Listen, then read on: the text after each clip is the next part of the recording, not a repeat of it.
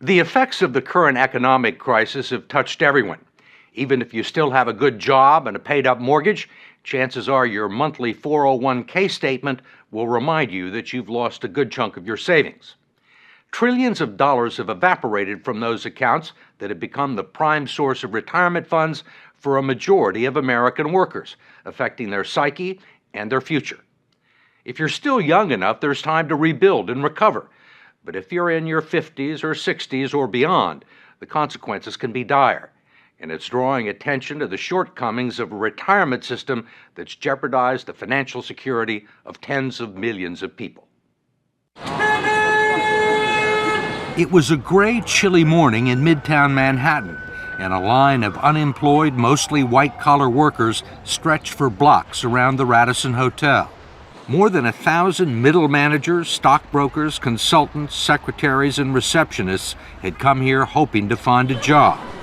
If you are just arriving, please step this way. Good morning. It was called a career fair, but there was no merriment here, only a whiff of desperation. Do you have any openings in the IT industry? Many of these people had been out of work for months and burned through their liquid assets, their future even bleaker than the present. Alan Weir, who turned 60 this month, showed us his latest 401k statement, which he hadn't had the courage to open up. I'm afraid. You're going to open it now? You want me to? Let's do it. There's good reason for his trepidation. Nearly half of his life savings have vanished in a matter of months. It went down again. How much are you down overall? About $140,000. Do you think you'll ever get it back? I probably never see it come back. I was looking to retire probably when I hit 62. I can't do it now. I'll probably be working until I'm at least 70. I'm a Microsoft Office diva. Until she lost her job, Kathleen Coleman had spent nearly 30 years working as an executive assistant on Wall Street. She doesn't have much to show for it. Tell me about your 401k. Does this answer the question? This is what it was in 2005. 2007, you're down below 2005. Right. And another one went down almost $40,000. One was Right. 88,000, and then it went down to like 50.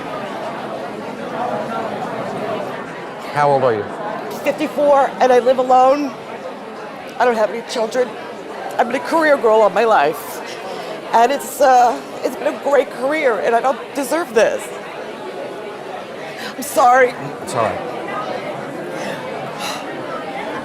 Have you had any nibbles? All the nibbles I've had, I get beat out by top models who can type. And I have experience and dedication and loyalty, and I can make any boss shine. I can. If you're out there, I'll relocate anywhere for you. What, psychologically, what does this piece of paper do to you? Oh, it crushes any rest I may get when I'm 65. I'll have to work for the rest of my life. The saddest part of this story is that it's being repeated all over the country. In eastern Pennsylvania, 59-year-old Iris Hans lost her accounting job and half of her 401k investments. She's now back in the workforce as a part-time cashier in a grocery store. Your debit card. You have a great day. In Dearborn, Michigan, Terry and Donna McNally are barely holding on. He lost his sales job in August. The condo they bought 15 years ago is worth less than their mortgage, and 40% of his 401k retirement savings is gone. Donna is the main provider now. Let me hear you count to 10. Can you count to 10? 1, 2, Running a daycare center out of their home. 6, 7, 8, 9, 10. Are you here for Joan? Terry considers himself fortunate to have found part-time work greeting the bereaved at a funeral home and making lattes at Starbucks. There you go. Where colleagues young enough to be his grandchildren have taken him under their wing. What's the hardest part? I'm no longer sitting in a computer or driving in a car to a call. You know, suddenly I'm standing for 4 to 6 hours and greeting people or making drinks or trying to learn the process and the food business thing, which is very difficult. It's tough, but I'm proud of him. At his age, to be doing what he's doing. The 401k drop was tremendous, is tremendous at this point in time, and that's where the savings was. So that's our hurt right now. We can't live our vision of our dream of retirement. That's the worst part. Many people can't. And what was your dream? Our dream was to have a log cabin up north, Leland area, and just live a nice, quiet life. And we can't do that. You think you'll ever be able to retire? I don't No. see that day. Can no longer see that day.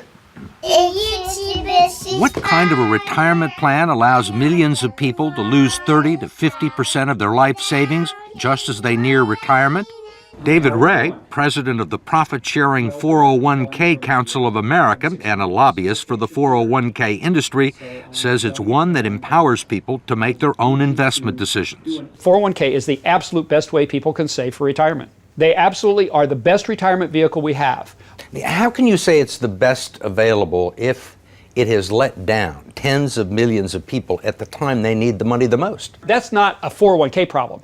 That is our entire investment system. This is about the markets went down for everybody. Nobody was saved in the current thunderstorm. Ray says that many people still have more money in their 401ks than they've actually contributed. He says everyone had multiple investment options, including low-yield guaranteed returns, and he believes people who lost money have no one to blame but themselves. In America, it's a society based on freedom and choice and personal responsibility. We need to help them understand these responsibilities and execute them to the best they can. 401k is part of that. There are no guarantees. What about the people who are 63 or 64? A lot of those people were thinking about retiring. Well, and now they aren't. Well, I mean, a lot of them were retired and have to go back into the workforce. Well, but that was not a 401k problem. That's an investment system problem. The markets go up and down, and if those people chose to take equity risk, there was a logical outcome. But in fact, the 401k plans that have become the primary source of retirement income for 60 million Americans were never designed to be retirement plans in the first place. They were created in the late 1970s as a savings plan and tax shelter for ordinary Americans. The idea was that workers would make voluntary contributions and employers would match a portion of them. The taxes would be deferred until the employee reached the age of 59 and a half.